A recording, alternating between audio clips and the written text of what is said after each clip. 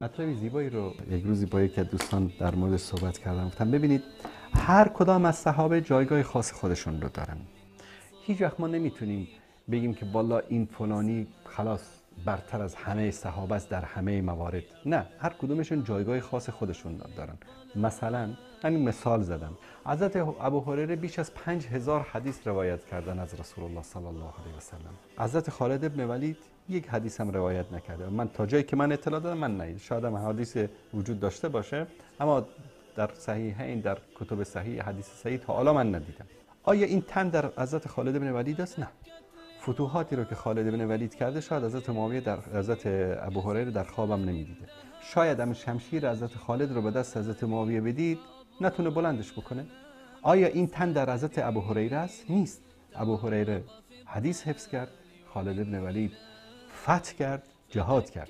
حسان بن ثابت رسول الله صلی الله علیه و سلم در وقتی که یهود اومدن بر علیه پیامبر صلی الله علیه و سلم مشرکین شعر گفتن و خلاصه پیامبر رو در شعر کلمات زشت در مقابل پیامبر به کار بردن، پیامبر صلی الله علیه و سلم به حسان بن ثابت گفتن بلند شو ای حسان، جوابشان بده که روح القدس یعنی جبرئیل از بالای 7 آسمان تو را تایید میکند.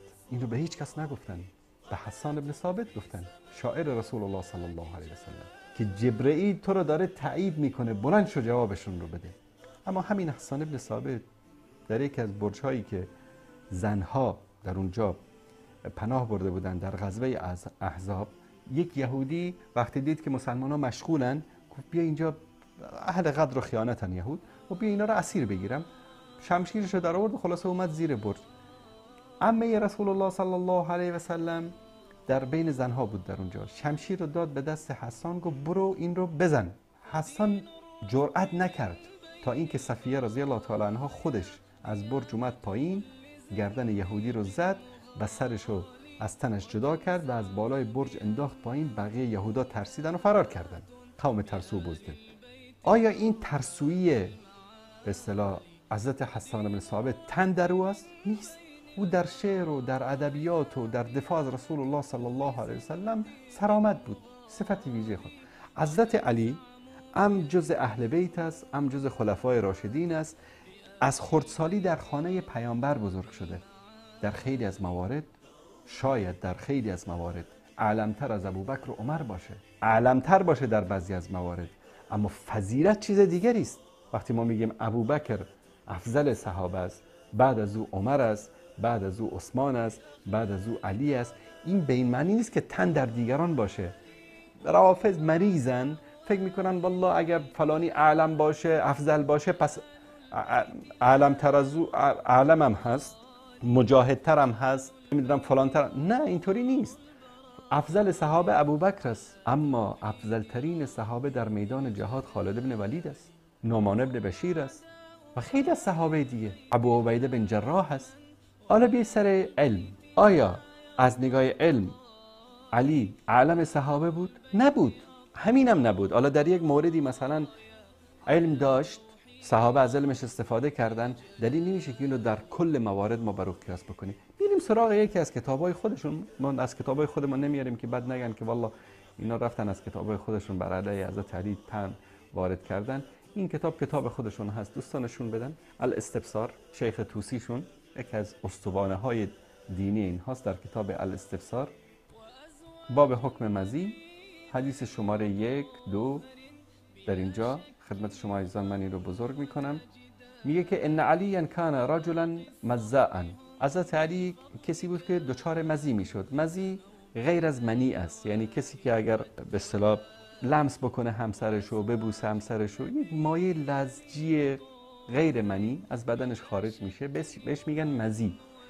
یا قبل از همبستری این خارج میشه از انسان، بهش میگن مزی. این غیر منی است. منی حکمش فرق میکنه با حکم مزی. علی میگه کسی بود که دچار این مزی میشد. فاستحی ان يسأل رسول الله صلی الله علیه و سلم لمكان فاطمه رضی الله عنها، فامر المقداد ان يسأله وهو جالس فسأله فقال له النبي صلی الله علیه و سلم ليس بشيء. حضرت علی حکم مزی را نمیدانست، از بس که غسل کرده بود از بس که غسل کرده هر بار که دچار مزی میشد میرفت غسل میکرد. میگن این پشتش چیز ترک برداشته بود، پوستش در هوای سرد مثلا رفته چیز کرده بود. بعد به خاطر اینکه فاطمه دختر رسول الله صلی الله علیه وسلم بود خجالت کشید که بر از پیامبر بپرسه. مقداد فرستاد که بر از پیامبر بپرسه. پیامبر صلی الله علیه وسلم فرمودن لیس بشه، چیزی نیست، یعنی غسل بر تو واجب نمیشه. خب الان مثلا یک سنی بلند شه بگه ببینید این حضرت علی حکم مزی رو بلد نبوده، این حضرت، نه اینطوری نیست. بلد نبوده که نبوده، انسان است. حضرت علی 24 ساعت در کنار پیامبر نبوده که همه چیز رو بدانه. وانگهی ما بیایم واقع‌گرا باشیم. حضرت ابوبکر در بدترین شرایط، مرتدین از یک طرف، یهود از یک طرف، مشرکین از دیگه طرف، جزیره العرب در یک حالت ملتهب آشفته، همه مانند گرگ‌های گرسنه در پی این بودن که اسلام رو تیکه پاره بکنن. رسول الله صلی الله علیه و سلم فوت میکنه، حضرت ابوبکر قدرت رو به دست میگیره، مشرکین رو سرکوب میکنه، فارس ها رو سرکوب میکنه، رومی ها رو سرکوب میکنه، با مرتدین میجنگه، با مانعین زکات میجنگه، اسلام رو گسترش میده و همه مخالفین رو سرکوب میکنه. بعد از اون حضرت عمر قدرت رو میگیره، اسلام به ایران میرسه، به روم میرسه، به افغانستان میرسه، سرزمین های بزرگی فتح میشه. بعد از اون عثمان رضی الله تعالی عنه حاکم میشه، شام تا مصر تا اون مناطق به دست مسلمان ها فتح میشه. اما حضرت علی قدرت رو به دست گرفت، چیکار کرد؟ در طول خلافت حضرت علی کجا رو فتح کرد؟ کدام فتنه ای رو سرکوب کرد؟ کدام یک وجبی رو نشان بدید که یک سرزمینی در زمان حضرت علی فتح شده باشه؟ جنگ با مسلمان ها، همه جنگ با حضرت عایشه بود، جنگ با حضرت معاویه بود، نمیدونم جنگ با خوارج بود، جنگ با طرفداران خودش بود. تعدادی از طرفداران حضرت علی جدا شدن، رفتن در نهروان جمع شدن، بر علیه حضرت علی شروع کردن به توطئه. حضرت علی دوباره با اونها جنگید، 3-4 هزار نفر از اونها رو کشت. اگر ما بخوایم بر اساس منطق شیعه صحبت بکنیم میتونیم این حرفا رو بزنیم. حضرت علی میتونیم بگیم بر اساس منطق شیعه اگر ما بخوایم، حضرت علی سیاستمدار نبود، به خاطر همین حکومتش شکست خورده بود، نتونست حکومت بکنه. حضرت علی حکیم نبود، حضرت علی شجاع نبود، حضرت علی نمیدونم فلان نبود. اگر خدای نکرده ما بخوایم بر اساس منطق شیعه بخوایم صحبت بکنیم، در طول خلافت حضرت علی چیکار کرد؟ غیر جنگ داخلی کار دیگری نتونست بکنه. میتونن بگن که بله در زمان حضرت علی همه مخالفین در زمان حضرت ابوبکر هم 4 دور مدینه همه جمع شده بودن، گفتم مثل گرگ‌های گرسنه منتظر بودن که اسلام رو تیکه پاره بکنن. اما حضرت ابوبکر تونست از اصحاب همه رو کف دستش بده، حضرت عمر تونست، حضرت عثمان تونست، چرا حضرت علی نتونست؟